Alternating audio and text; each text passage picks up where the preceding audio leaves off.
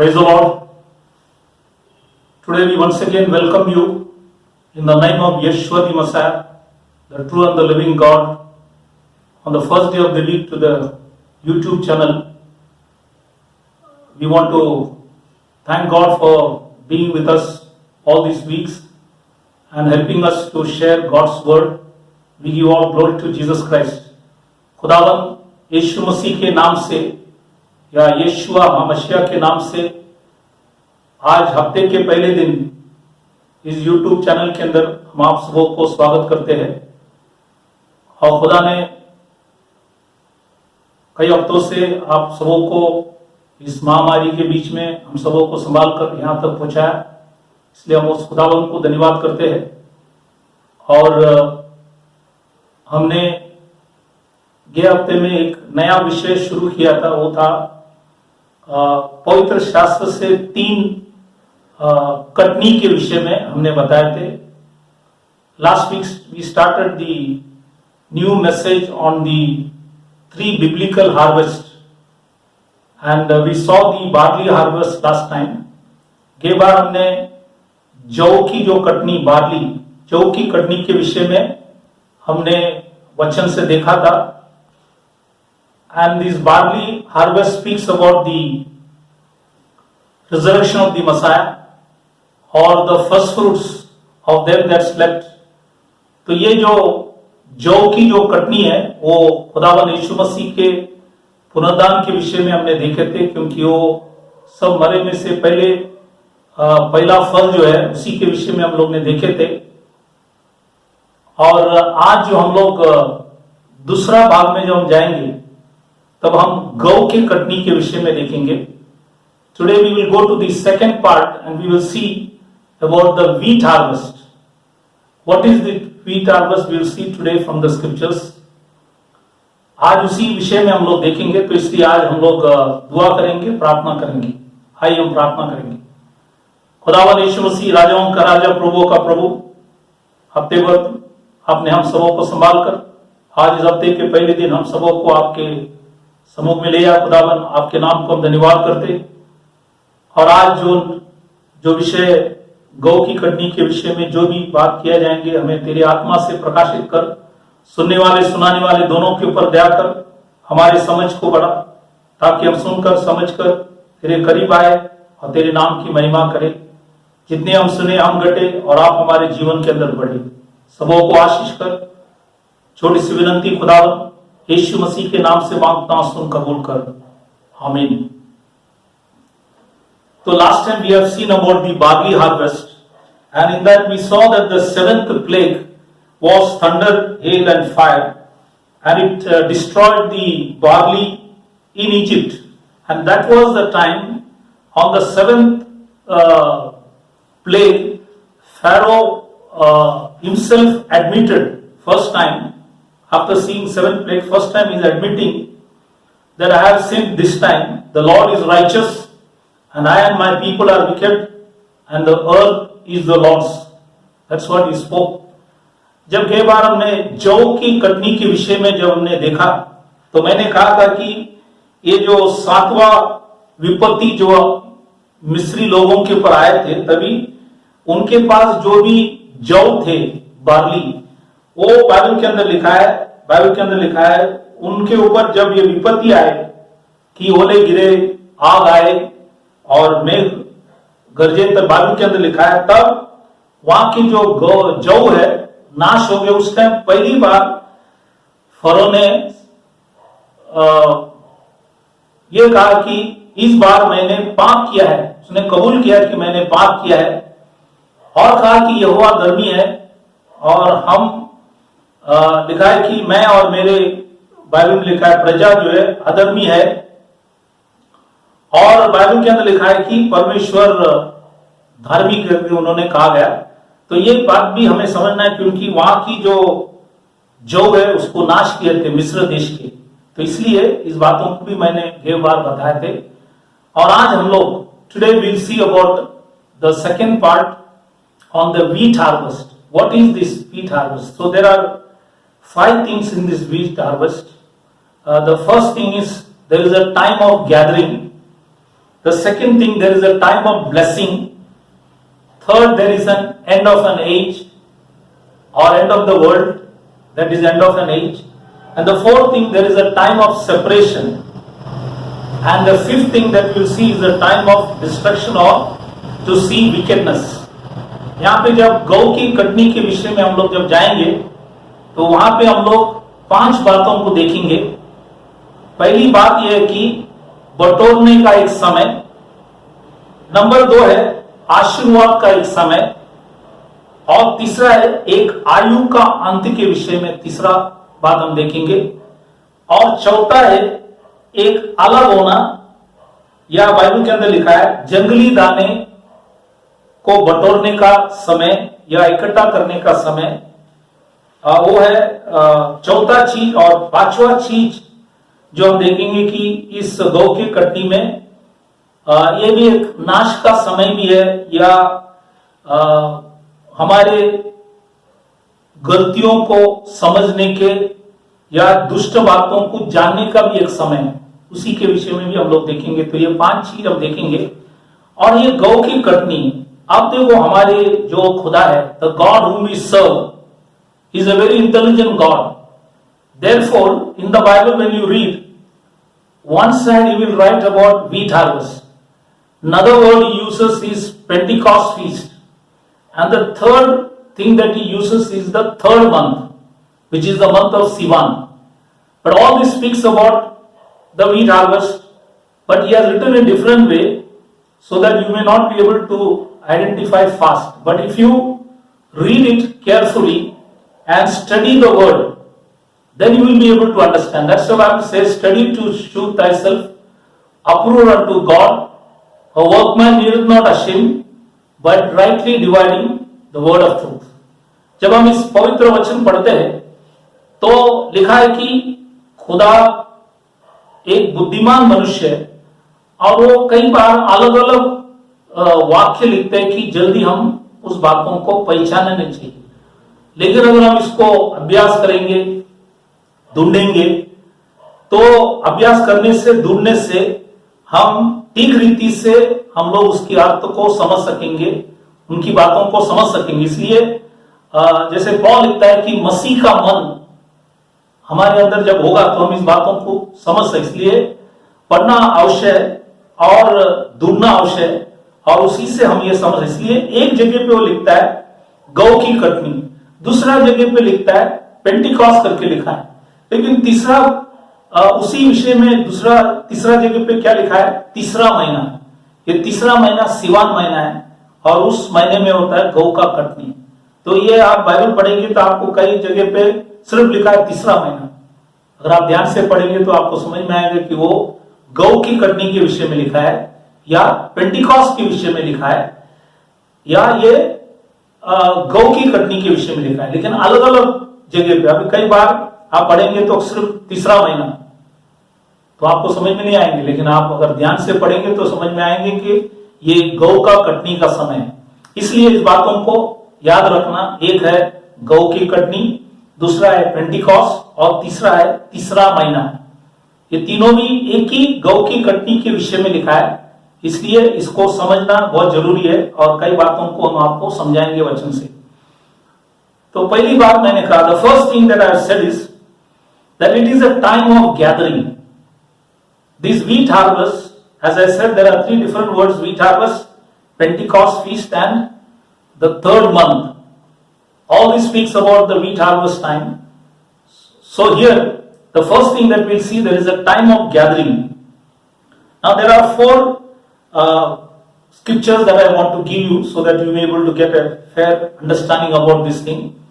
The first thing is that John the Baptist, in Matthew chapter 3 verse 12, he says, gather his wheat into the garner, and that was done by John the Baptist. He says, gather the wheat into the garner. It was done by John the Baptist. When he came first time to preach, he said, repent, for the kingdom of heaven is at hand, and he started preaching that. And he says, lot of people, they came to his baptism, and it is said that they confessed their sins, and they were baptized in the river Jordan. So a lot of people came from Jerusalem and Judea, they were baptized. So that time, what John the Baptist was doing, he was gathering the wheat, that is the wheat harvest that was going on there, means spiritually, he was gathering the wheat in his time. ये जो समय मैंने कहा कि ये इकट्ठा करना या बटोरने का समय है, और यहाँ पे मैं 4 वचन याद दिलाना चाहता हूं. एक वचन जब हम लोग यहाँ पे मत्ती के सुवर्तमान 3 अध्याय 12 वचन जब आप पढ़ता है, यहाँ पे यूहन्ना का बपतिस्मा देने वाला व्यक्ति, उन्होंने यहाँ पे एक वचन लिखा है 3:12 में, और अपने गौ को बाइबल के अंदर लिखा है तो खेत में इकट्ठा करेगा. गौ को बाइबल के अंदर लिखा है खेत में इकट्ठा करेगा. तो ये इसलिए लिखा गया. वहां पे 6वां वचन भी मत्ती सुवर्तमान 3:6 भी जब पढ़ता है तो वहां पे लिखा है कि उन्होंने अपने अपने पापों को मानकर, वहां पे जितने भी लोग यूदा से यरूशलेम से आए लोग अपने अपने पापों को मानकर यरदन नदी में, उससे बाइबल में लिखा है बपतिस्मा लिया. बाइबल के अंदर लिखा है उन्होंने बपतिस्मा लिया, मतलब उन्होंने माना, स्वीकार किया, पश्चाताप किया. तो वहां पे एक बाइबल के अंदर लिखा है एक गौ, बहुत से गौओं को यूहन्ना द बपतिस्ट ने वहां पे इकट्ठा किया. तो ये मैंने कहा कि ये इकट्ठा होने का एक समय है. तो ये पहला काम नए ग्राम के अंदर यूहन्ना द बपतिस्ट ने वहां पे किया है.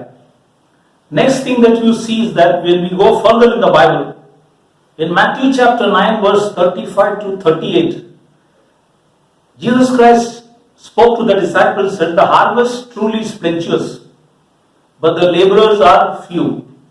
Pray ye therefore the Lord of the harvest that he will send forth laborers into the harvest." Now this was spoken by Yeshua the Messiah. Now he is gathering the people in his time. Like John the Baptist was gathering the wheat, he is also gathering the wheat. So that was the wheat harvest. Now here he is saying the harvest truly is plenteous because a lot of people were coming there. He was preaching, teaching and healing the people, so he saw a lot of people coming. That's why he said the harvest is truly plenteous. And then you see that you go further, that you see that down in the 10th chapter, that you will see that he selects the 12 disciples.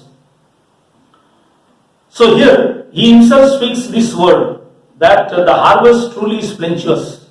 That is, he is also gathering the wheat. यहां पे हम जब मत्ती के सुवर्तमान 9वां अध्याय 35 से 38 वचन जब लोग पढ़ते हैं तो खुदावन यीशु मसीह ने चेलों से कहा, पक्के खेत तो बहुत है पर मजदूर थोड़ा है. तो खेत पक चुका है, मतलब बहुत से लोग तैयारी हुआ है, उनको इकट्ठा करना है. खुदावन यीशु मसीह ने स्वयं कहा, और लिखा है कि मजदूर तो बहुत कम है, मतलब सेवा करने वाले कम है. इसलिए खेत के स्वामी से विनती करो कि वो अपने खेत काटने के लिए मजदूर भेज दे. तो उन्होंने शिष्य से कहा कि प्रार्थना करो कि बहुत. तो ये बोलने के बाद नेक्स्ट अध्याय जब हम लोग 10वां अध्याय में जाएंगे, वहां पे खुदावन यीशु मसीह स्वयं 12 चेले को चुना. 12 चेले को उन्होंने चुना. और इसलिए खुदावन यीशु मसीह, पहले हमने देखा कि यूहन्ना द बपतिस्ट ने गौ इकट्ठा किया. यहां पे खुदावन यीशु मसीह 12 चेले को इकट्ठा किया और उनको भी साथ में, खुदावन यीशु मसीह के साथ उन्होंने भी प्रचार किए गए, क्योंकि यीशु मसीह ने भी स्वयं प्रचार किया कि मन फिराओ क्योंकि स्वर्ग के राज्य नजदीक है. So Jesus Christ also preached and he was also gathering the people. This is the second thing that we have seen from the scriptures. It is a time of gathering. ये इकट्ठा करने का समय, यूहन्ना द बपतिस्ट ने गौ को इकट्ठा किया, खुदावन यीशु मसीह ने भी गौ को इकट्ठा किया. अभी हम तीसरा उदाहरण बाइबल से देखेंगे. The third thing what we see in the Bible is in John chapter 12:24. You read there that it was during the feast of Passover. That is the feast of Pesach. In that time you see that the Greeks also came with Jews and the disciples. And the Greeks told Philip that we want to see Jesus. Then Philip went and told Andrew. They both went to Jesus and said, these people who are Greeks, they want to see you. Now that time Jesus Christ spoke one word there. He said, except a corn of wheat fall into the ground and die, it abide alone. But if it die, it bringeth forth much fruit. Now this is also a prophecy about the Gentile conversion, because he is talking to the not Jewish people, to the Greeks. And to the Greeks he said, except the corn of wheat. Now who was that corn of wheat? That was Jesus Christ himself. He says when he is going to die, he will bring much fruit. Now that is about the Gentile conversion, because he is talking to the Greeks there. That's why here you see that one corn of wheat died, it brought 12 wheat, then that 12 with the Messiah brought 120, then you see it went further to 3,000, then it went to 5,000, then you see churches established in the faith, then you see that house to house also there was church. So you see 7 things there.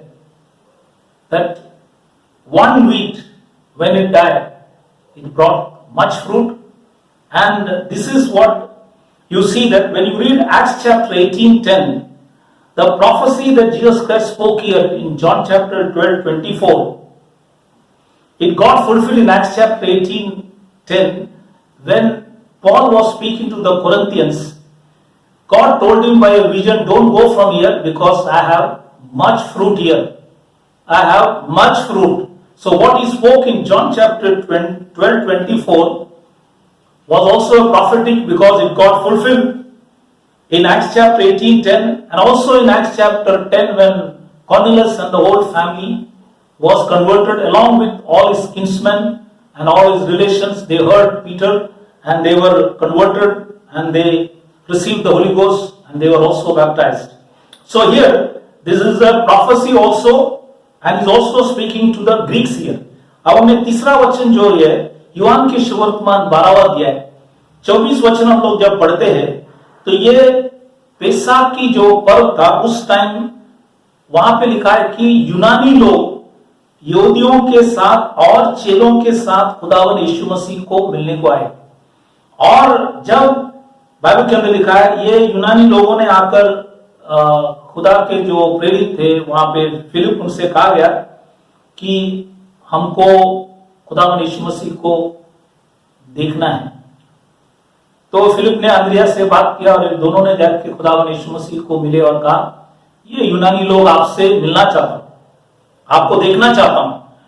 तब खुदावन यीशु मसीह ने वहां पे वचन जो बताया ये था, लिखा है कि जब तक गौ का दाना भूमि पर पड़ा, भूमि में पड़कर मर नहीं जाता, वो अकेला रहता है। मर नहीं जाता है तो वो अकेला रहता है। लेकिन लिखता है परंतु जब मर जाता है तो बहुत से फल आता है। यहां पे लिखा है बहुत से फल। ये एक भविष्यवाणी भी है खुदा यीशु मसीह ने, क्योंकि वो यूनानी लोगों से बात कर रहे थे। ये भविष्यवाणी इसलिए क्योंकि आप जब प्रेरित की किताब पढ़ेंगे 18वां अध्याय 10वां वचन में, जब पौल कुरिन्थियन लोगों से जब प्रचार कर रहे थे तो रातों रात एक देवदूत आकर उससे कहा यहां से मत जाना, क्योंकि यहां पे लिखा है कि बहुत से फल है। वहां पे लिखा है, देखो आप 18वां अध्याय प्रेरित 18:10 पढ़ेंगे तो लिखता है बहुत से फल। तो ये एक भविष्यवाणी भी था कि यूनानी लोगों से जब बात किया खुदावंद यीशु मसीह ने भविष्य के बारे में बताया कि बहुत से लोग विश्वास में आएंगे। वहां पे भी एक बड़ा कटनी होगा, क्योंकि ये गौ एक दिन मरेंगे। जैसे मैंने कहा यहाँ पे एक गौ भरने से वहां पे 12 गौ तैयार हो गए, मतलब 12 शिष्य को चुना गया। 12 और खुदावंद यीशु मसीह ने जब सेवा किए तो 120 खड़े हो गए। उसके बाद 120 से 3000 हुए, फिर 5000 हुए, फिर मंडलियां विश्वास में खड़े हुए। और लिखता है कि फिर घर में भी मंडलियां उस टाइम में थे। तो एक गौ से देखो बाइबल के अंदर लिखा है कितने वहां पे लोग विश्वास के अंदर आए। तो इसलिए यहां पे आप पढ़ेंगे और प्रेरित की किताब 10वां अध्याय 24 वचन भी जब हम लोग पढ़ेंगे तो वहां पे भी लिखा है कि कॉर्नेलियस की घराने और उनके सब, बाइबल के अंदर लिखा है, रिश्ते नाते भी सब आकर पत्रोस के द्वारा खुदा के वचन सुने, तो वहां पे भी बहुत से बड़ा कटनी हुई। और इसलिए ये वचन जो यहाँ पे लिखा है शिष्य लोग ने भी किया। तो मैंने अभी 3 वचन से बताया कि यूहन्ना द बपतिस्मा ने गौ जमा किया, खुदावन यीशु मसीह ने भी गौ जमा किया। यहां पे आप ये वचन के द्वारा शिष्य लोग ने भी जमा किया। और इसीलिए बाइबल के अंदर लिखा है, I will see now the 4th scripture in the Bible, that is Matthew chapter 13, 30 and 39 and 43. When you read it here, now this is the Matthew chapter 13, there are 8 parables. In that 8 parables, we are seeing the second parable. Now 2 parables he explained, other 6 he said, you find out. 2 he made them understand, but 6 he just spoke in parables, and that we have to understand today. So in 13th chapter verse 30, 39 and 43 when you read, it says in the time of harvest. So in the time of the harvest he says, gather the wheat. 30th verse says, gather the wheat into my barn. Now this is talking about the end time. It is towards the end time. He says, gather the wheat into my barn. Now this is the parable that he spoke. Now this is in our time, he is going to gather the wheat once again. I have given you 3 examples. John the Baptist gathered the wheat. Yeshua the Messiah, he also gathered the wheat. And we saw that the disciples also gathered the wheat. And we saw that example in the Bible, that in the book of Acts, the whole book of Acts is gathering of the wheat by the apostles. Now here, Matthew chapter 13, 30, 39, 43, when you read it, it is the time of the end. Again God will gather the wheat. अब हमने चौथा जो उदाहरण है, मत्ती की सुवर्तमान 13वां अध्याय 30 वचन और बाइबल के अंदर लिखा है, 39वां वचन और बाइबल के अंदर लिखा है, और उसके वचन जब हम लोग वहां पे पढ़ेंगे और 43 वचन भी जब हम लोग पढ़ते हैं, वहां पे लिखा गया कि गौ को मेरे, बाइबल के अंदर लिखा है, खत्ते में इकट्ठा करो। ये अंतिम समय के विषय में लिखा है, गौ को इकट्ठा करो। आप वहां पे पढ़ेंगे वचन तो आपको अंत के समय के विषय में लिखा है, क्योंकि बाइबल में लिखा है ये जो कटनी है जगत का अंत के विषय में भी वहां पे लिखा गया।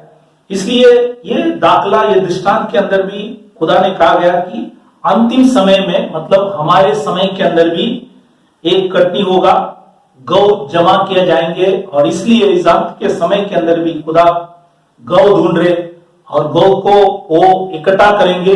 इसलिए यहाँ पे ये 4 वचन मैं आपको बताया गया कि यहाँ पे ये गौ इकट्ठा करने का विषय में मैंने आपको बताया। So now we have seen the 4 scriptures and also the end time, that is our time. There will be gathering of the wheat. इस अंतिम समय के अंदर भी गौ इकट्ठा करने के विषय में भी वचन आपको बताया। और इसी के द्वारा मैंने 4 वचन बताए कि यूहन्ना द बपतिस्मा के टाइम गौ इकट्ठा किया, खुदावंद यीशु मसीह के टाइम में भी गौ इकट्ठा किया, शिष्य लोग ने भी किया, और इसलिए इस अंत समय के अंदर भी गौ इकट्ठा करेंगे। अब हम दूसरा विषय में जाएंगे। The second point we will see now, it is also a time of blessing. It is also, as I said, it is a time of gathering. First we preached, now it is also a time of blessing. Now we'll see there are 7 scriptures here. We'll see what are the blessings. The 7 blessings that we'll see what happened during the time of the wheat harvest. What are the blessings that we'll see? The first thing is that you see, when you read the book of Ruth chapter 2:23, he says, she kept fast by the maidens of Boaz to glean unto the end of the wheat harvest. Now it is mentioned about the wheat harvest. Now she was a Gentile. She came and believed the God of Abraham, Isaac and Jacob. and she says to Naomi, your God is my God. Even though Orpha left, Ruth stayed back. And here one important thing that you see here is that because she kept that wheat harvest, that means she was gleaning unto the end of the wheat harvest. Now what was the blessing that she received? Because she kept this wheat harvest, she got a husband whose name was Boaz. And you see the lineage of the Messiah comes through her also, that you see, because that's why you see that it was a blessing to Ruth, that though she had so many problems in her life, but at the right time God gave her a husband whose name was Boaz, so she was blessed. And that's why I said it is also a time of blessing. यहाँ पे जो आशीर्वाद का एक समय, वो है दूसरा जो पॉइंट, और यहाँ पे हम लोग 7 वचन है। क्या आशीष खुदा ने किया कि ये आशीष का भी या एक आशीर्वाद का भी समय है। क्या क्या आशीर्वाद है हम लोग 7 वचन देखेंगे, और उसमें पहला चीज रूत की किताब हम लोग पढ़ते हैं, उसके दूसरा अध्याय 23वां वचन जब हम लोग पढ़ेंगे वहां पे लिखा है कि इसलिए रूत गौ के कटनी के अंत तक, बाइबल लिखा है, बीनने के लिए बाइबल के अंदर लिखा है बोयास के दासियों के साथ साथ लगे रहे।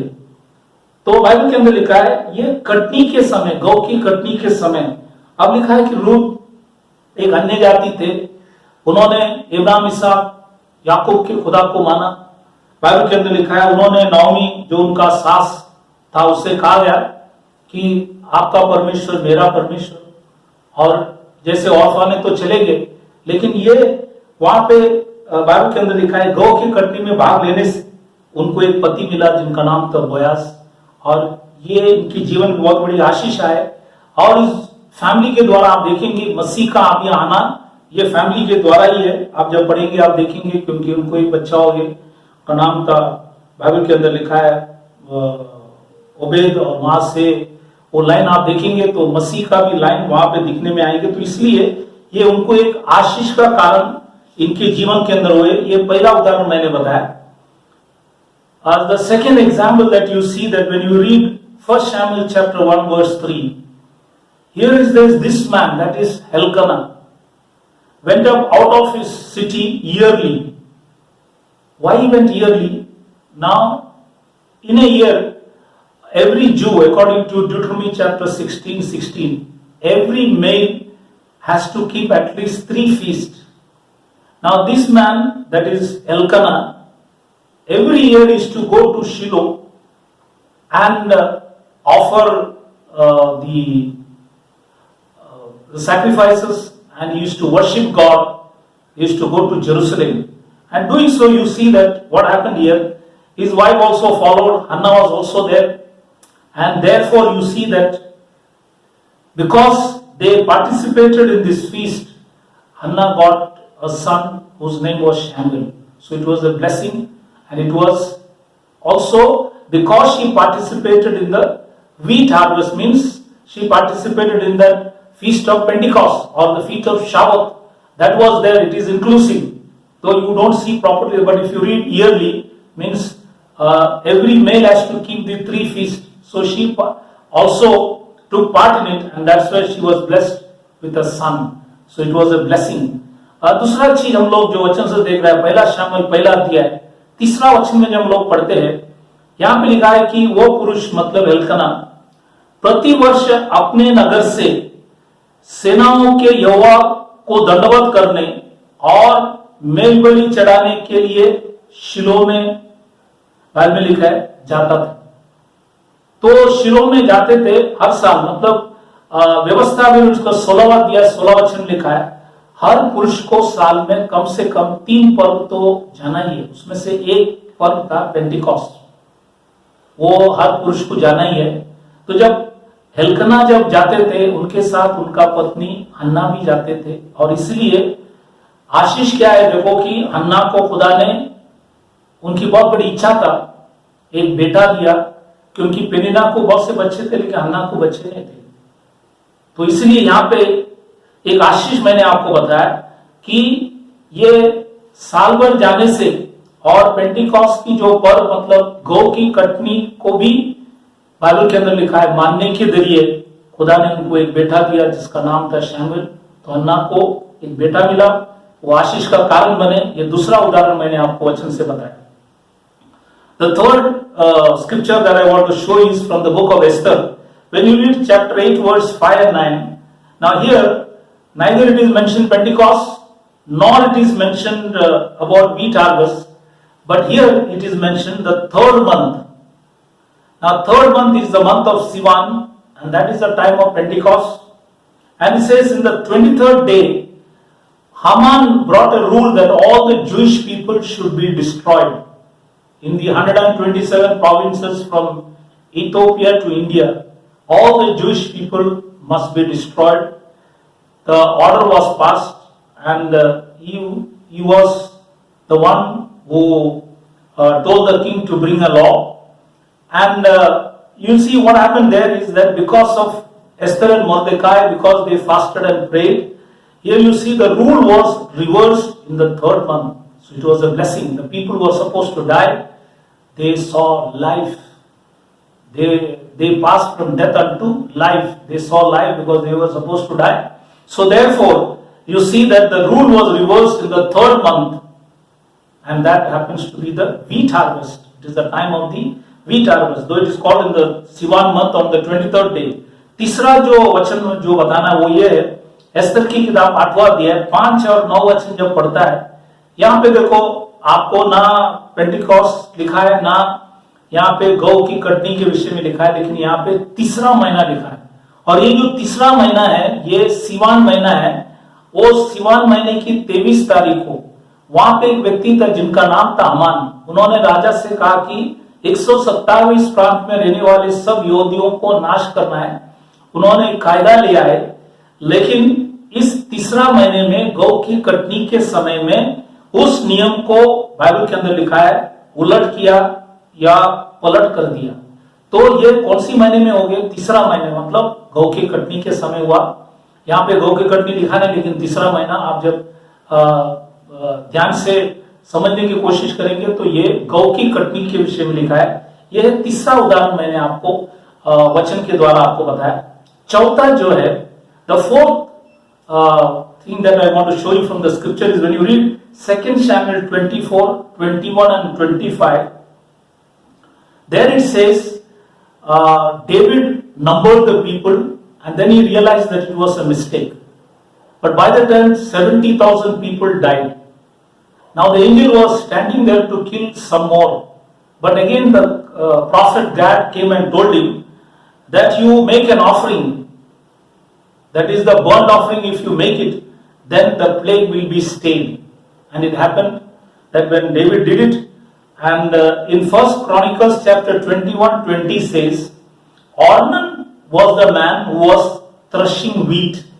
Now when he was threshing the wheat, that was the time when David went to him and said that give me your threshing floor, and he took it, and there altar was made, and burnt offering was made there, and Bible says the plague was stayed, otherwise more people would have died. So it was a blessing there. चौथा उदाहरण जो आपको वचन से बताना यह है, दूसरा शामिल इसका 24वां अध्याय 21 वचन और 25 वचन जब पढ़ता है तो वहां पे यह था कि दाऊद राजा ने, शैतान ने उनको उस्काया और उसी के द्वारा उन्होंने लोगों की गिनती किया। उसी की वजह से 17,000 लोग वहां पे मर गए और देवदूत वहां पे और भी कुछ लोगों को नाश करने के लिए खड़े थे। तब खुदा ने वहां पे लिखा है कि परमेश्वर की जो वहां पे जो भी नबी था उनसे कहा गया कि दाऊद राजा को जाकर बोलो कि वो वहां पे ओम बलि चढ़ाए, जिसके द्वारा ये महामारी बाइबल के अंदर लिखा है वहां से दूर हो जाएंगे। तो उस वचन के आधार पर जब दाऊद राजा ने लिखा है कि पहले इतिहास 21वां अध्याय 20 में लिखता है, ऑर्नन करके एक व्यक्ति था और उस टाइम ऑर्नन गौ दाव रहे थे करके लिखा है। तो जब ऑर्नन गौ दाव रहे थे तभी लिखा है कि दाऊद उनके पास जाकर विनती किया कि ये जो जहां पे गौ कट रहा है, वो जगह मुझे दे दो, वहां पे मैं एक वेदी बनाऊंगा और खुदा के लिए होम बलि चढ़ाऊंगा, और उस होम बलि के द्वारा महामारी इजराइल पर से दूर हो जाएंगे। और वहां पे इसलिए पहले इतिहास 21 अध्याय 20 में जब आप पढ़ेंगे तो वहां पे ऑर्नन जो व्यक्ति था उनका वो जगह था, और वो गौ दाऊद पे करके लिखा है, और उसी जगह पे दाऊद राजा ने जब बाइबल के अंदर लिखा है होम बलि चढ़ाए, तो खुदा ने इजराइल के बीच में से उस महामारी, मतलब और भी लोग मरने वाले थे, उसको रोक दिया। यह है चौथा उदाहरण मैंने आपको बताया। पांचवा चीज, the fifth thing that I want to show you is when you read Exodus chapter 19 and 20, especially Exodus chapter 19, when you read it, it says in the third month God gave the Israelites the 10 commandments was given in the third month. Here also it is written third month. You don't see the word wheat harvest, neither you see the word Pentecost, but it is written third month. Now that was the month when 10 commandment was given.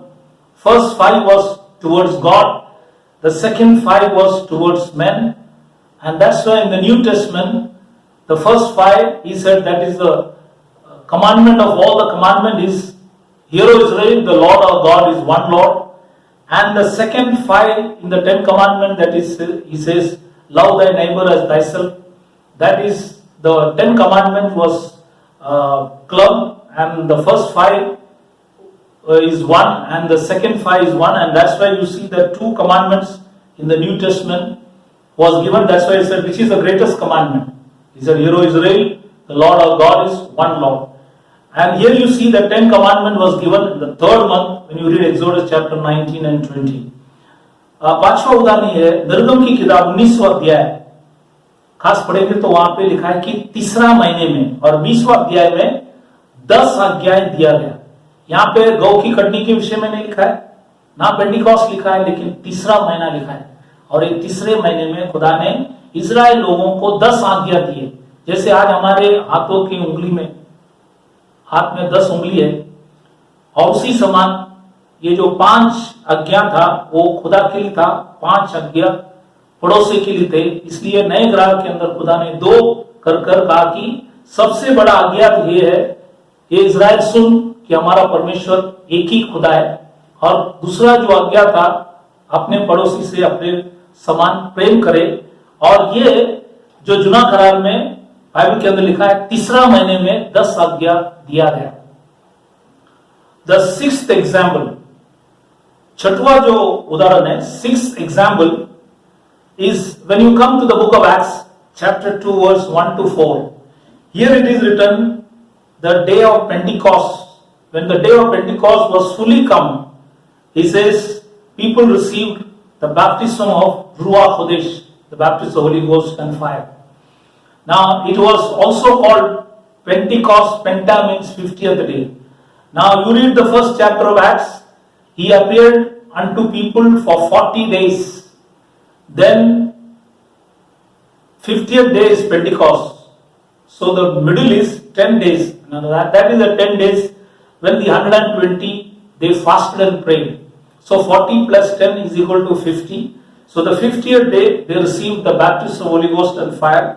That was the time when Peter laid down the pattern of the church, and in the there 14 commandments was given for the foundation of the church. The foundational teaching was given, how a church has to be established, what are the teachings that was given there. And later on you see in Romans chapter 6:17, Paul, when he was also converted, he gave the form of doctrine to the church, how the church should conduct itself. So here you see the baptism of Holy Ghost and fire. Again on the day of Pentecost, here is the 6th example that I gave you.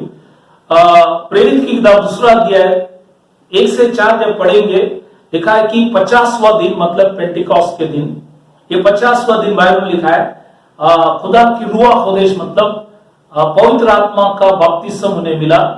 और Bible के अंदर लिखा है ये 50वां दिन मतलब पहले अध्याय में जब आप पढ़ेंगे, 40 दिन खुदा ने, यीशु मसीह ने मरने के बाद जब उठा, दर्शन दिया, और 50वां दिन पेंटिकॉस्ट था, तो बीच में जो है 10 दिन, तो ये 120 10 दिन उन्होंने उपवास प्रार्थना किए, तो 40 प्लस 10 मतलब 50, तो 50वां दिन पेंटिकॉस्ट के दिन खुदा के पवित्र आत्मा उन सभी लोगों के पर आए, और उस दिन जब पत्रोस खड़े रहकर उन सभी लोगों से कहा गया कि वहां पे उन्होंने मंडली का जो नमूना है, मतलब 14 शिक्षण दिया गया कि ये शिक्षण है जो बाइबल के अंदर लिखा है। एक मंडली का जो भी बाइबल के अंदर लिखा है नेम डाला गया, नेम की जो शिक्षण है, मतलब ये जो मंडली का नमूना वहां पे आप जब पढ़ेंगे प्रेरित की किताब 2 अध्याय 36 से 46 जब पढ़ेंगे तो वहां पे आपको ये मिलेंगे। और जब पौल विश्वास में जब आए, उन्होंने भी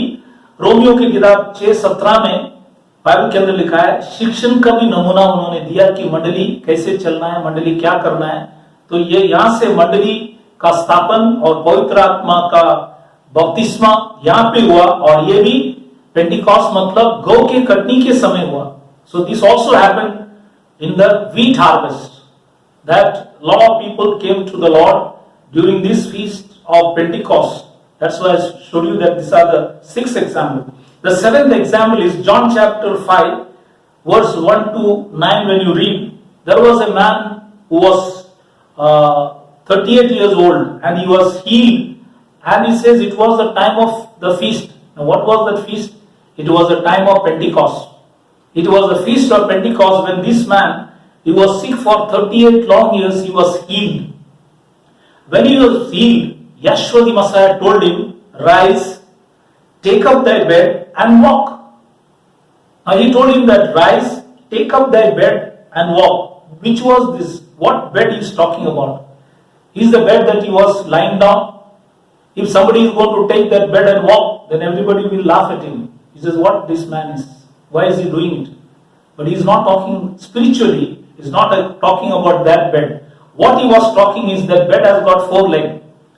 Now that 4 legs speaks of Acts chapter 2, 36 and 38, where he said, the same Jesus whom you have crucified is both Lord, he is the God of the Old Testament, and he is the Messiah that is to come.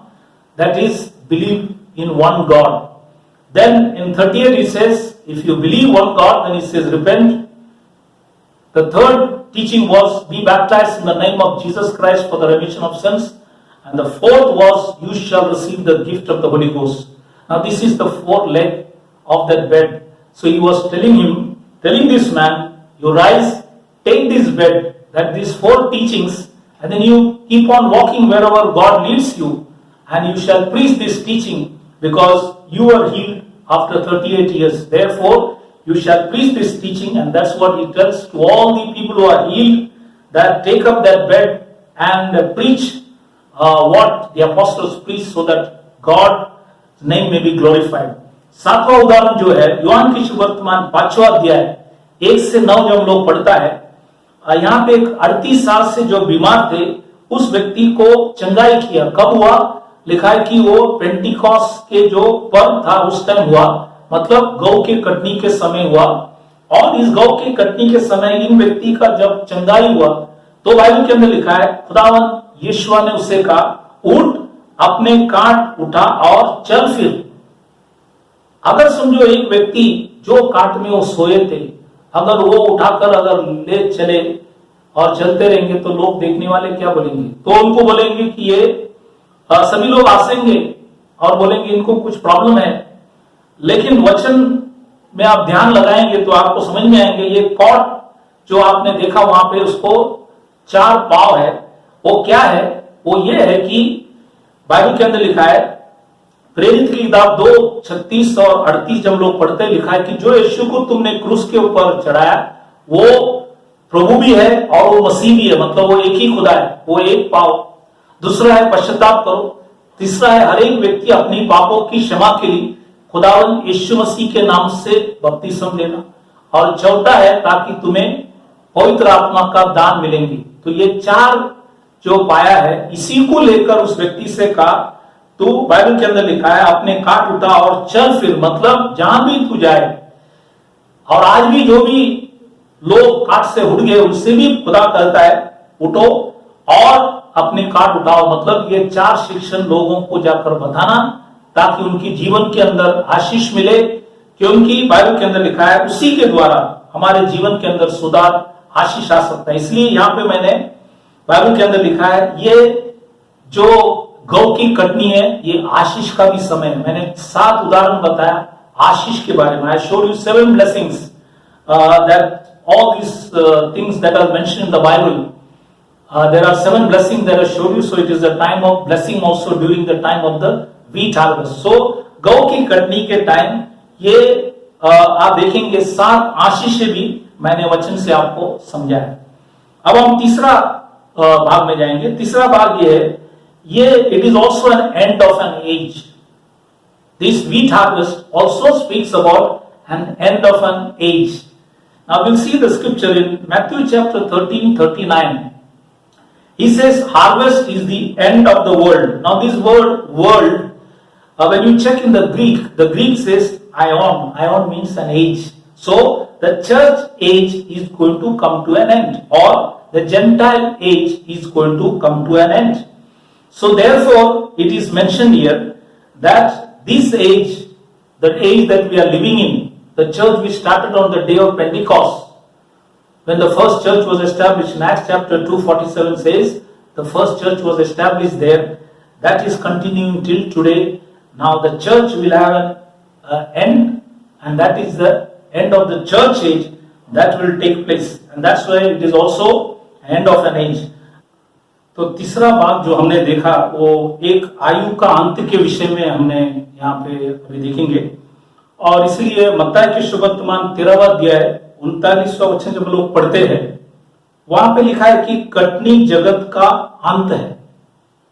ये जो word जगत, जब हम यूनानी भाषा में देखेंगे तो यूनानी भाषा में आयोन है, मतलब एक उम्र या एक आयु, और ये मंडली की आयु, जो मंडली खुदा ने पेंटिकॉस्ट के दिन खड़ा किया, वो मंडली का एक आयु समाप्त, मतलब एक समय है कि वो मंडली को समाप्त करें, क्योंकि मंडली के बाद खुदा यहूदियों को बचाने के लिए जाएंगे। इसलिए मंडली या अन्य जातियों का भी समाप्ति के विषय में लिखा गया, और इसलिए यहाँ पे ये वचन लिखा गया कि ये कटनी मतलब जगत का बाइबल के अंदर लिखा है, अंत के विषय में भी लिखा गया।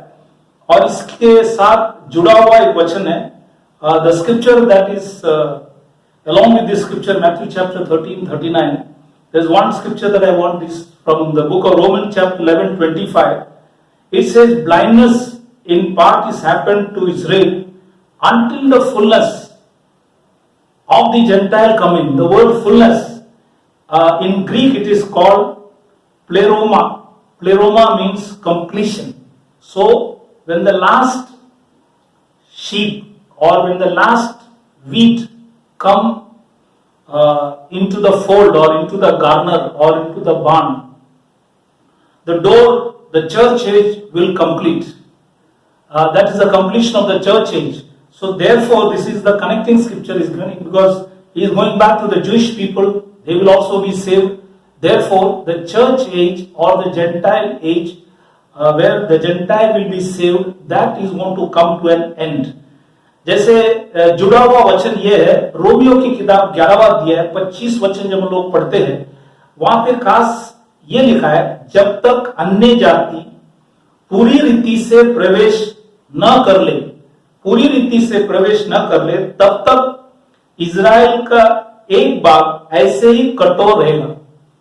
तो बाइबल के अंदर लिखा है पूरे रीति से। अब ये जो वर्ड है पूरे रीति, ये यूनानी भाषा के अंदर है प्लेरोमा। प्लेरोमा का मतलब है कि परिपूर्ण होना, या जो वचन हमने पूरे रीति से मतलब परिपूर्ण होना, मतलब आखिरी जो खुदा की जो भेड़ है या खुदा की जो गौ है, आखिरी गौ जब मंडली के अंदर आएंगे, तब बाइबल के अंदर लिखा है ये जो आयु, मंडली की जो आयु खुदा समाप्त करेंगे।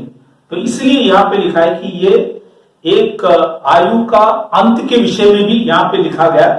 इसलिए ये जो कटनी, गौ का कटनी बाइबल के अंदर लिखा है, it is an end of an age, the wheat harvest is an end of an age also. और ये गौ की कटनी बाइबल के अंदर लिखा है एक आयु का अंत के विषय में भी लिखा गया। इसलिए मैंने यहाँ पे आपको आज 3 बातों को समझाया। एक है पहला बात आपको समझाया कि ये इकट्ठा करने का समय है। नंबर 2 मैंने बताया ये आशीष आशीर्वाद का भी समय है। और तीसरा मैंने कहा कि ये एक आयु का अंत का समय है। ये तीनों को भी हमने देखा। आप इसको समय जब मिलता है तो वचन को सब ढूंढना पढ़ लेना ताकि खुदा आप सबों को आशीष दे। So today we have seen three things about the wheat harvest. That is, first the time of gathering, then we saw the time of blessing, then we also saw the end of an age. We saw all these things, and all the scriptures that we have seen you can also study, understand well, so that everything is written, and God in His time He will get everything done properly because He is a true God, He is a righteous God. खुदा ने जो भी लिखा है वो समय पे सब बातों को पूरा करने के लिए योग्य खुदा है। इसलिए इस शास्त्र को हम ढूंढते रहे, पढ़ते रहे ताकि खुदा आप सबों को आशीष करे। और यहाँ पे आज हम ये दूसरा भाग जो है हम यहाँ पे हम समाप्त कर रहे और आप सबों को याद दिलाना चाहता हूं कि ये जो महीना जो 5वां महीना 22 तारीख से जो शुरू हो गए, तो आज जो 26 तारीख है तो हम उपवास प्रार्थना में हमने जैसे कहा गया कि 8 दिन उपवास प्रार्थना करेंगे कि गुरुवार से गुरुवार 23 से 30, और ये 30 तारीख जो मैंने बताया कि ये 9वां दिन है, 5वां महीने के 9वां दिन, वो है तिशा अबाव। और ये दिन जैसे कहा कि दुनिया में बहुत से घटनाएं हुआ है, बाइबल से भी हमने देखा, ऐतिहासिक बातों को भी देखा। इसलिए आज हम भी प्रार्थना करें, उपवास करें ताकि खुदा आने वाले सब विपत्तियों से हम सबको भी बचा सकता है। सो as we come to the close, I also earlier mentioned that the 5th month, which has started on the 22nd of this month, and we have decided to fast and pray for 8 days, starting from 23rd to 30th. And I also said the 9th day of the 5th month is the 30th of July, which is also called Tisha B'Av. So that is the time where we see that many destructions happen in the time of the Bible, and also historically also we have seen through that message that you have gone through. If not, you can go through so that you will be able to understand. A special announcement next week, that is on 29th July, there will be no Bible study class because we have started the fasting prayer from 23rd July to 30th July. And we are also in the 5th month, which started on July 22nd. So kindly go through the message that I have preached earlier about the 5th month. That is in Hebrew it is called Av, and the 9th day, which is called the Tisha B'Av. You can go through it, study it well, understand it well. That God may bless you. And in this time that we are living in, where we are all going through the pestilence that is going on in the world, we pray that God, who is a God of compassion and mercy, may give you comfort in these difficult times and help you to cope up and stand strong in the word and give all glory to Him, that He may lead you and guide you. एक विशेष सूचना देना चाहता हूँ। अगले हफ्ते मतलब 29 तारीख बुधवार को बाइबल स्टडी क्लास नहीं होगा, क्योंकि 8 दिन का जो उपवास प्रार्थना है जो हमने 23 तारीख से 30 तारीख तक होगा, अब वो शुरू हो गया। और अब ये जो 5वां महीना है, मतलब ये 5वां महीना जो है जुलाई 22 तारीख से शुरू हुआ है। और आप सबसे विनती है कि ये जो 5वां महीने की जो संदेश आप पहले यूट्यूब में देखा होगा, आप सभी से विनती है दोबारा उसको अच्छे से देखकर समझने की कोशिश करना, ताकि आपको अच्छे से उस बातों को समझ सकेंगे। तो इस महामारी के बीच में खुदा आपको आशीष करे और इस महामारी के बीच में आप सबों को संभाले और आपके ऊपर दया अनुग्रह करे। और इस महामारी के बीच में हम विश्वास को थामे रखें ताकि खुदा आप सबों को आशीष करे, आशीर्वाद करे। इसलिए फिर एक बार मंडली की तरफ से मैं आप सबों को थैंक यू बोलना चाहता हूं कि आप इस YouTube चैनल के अंदर आप इस मैसेज को देख रहे हैं, इसके लिए मैं धन्यवाद करता हूं। I once again thank you all for seeing all these messages in the YouTube. God may bless you. खुदा आप सबों को आशीष करे. Thank you very much. God bless you. प्रभु आप सबों को आशीष करे.